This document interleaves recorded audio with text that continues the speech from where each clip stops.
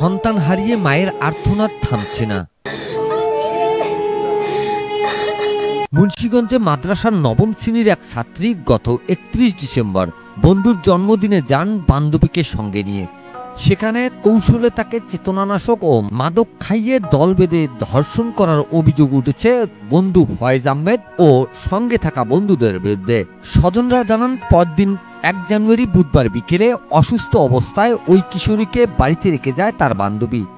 শারীরিক অবস্থা অবনতি হলে 2 জানুয়ারি বৃহস্পতিবার প্রথমে তাকে মুন্সিগঞ্জের স্থানীয় হাসপাতালে, পরে সন্ধ্যায় ঢাকা মেডিকেল কলেজ হাসপাতালে নেওয়া হয়। সেখানে বৃহস্পতিবার চিকিৎসাধীন অবস্থায় রাত 9:30টায় মারা যায় ওই কিশোরী। পরে মরদেহের ময়নাতদন্তের পর শুক্রবার রাতে নিজ গ্রামে ওই কিশোরীর মরদেহ দাফন করা হয়।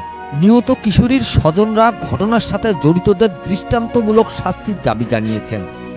এদিকে ওই ঘটনায় গত শনিবার অভিযুক্ত ফয়েজ আহমেদকে মুন্সিগঞ্জ জেনারেল হাসপাতাল থেকে আটক করে পুলিশে দেয় স্বজনরা।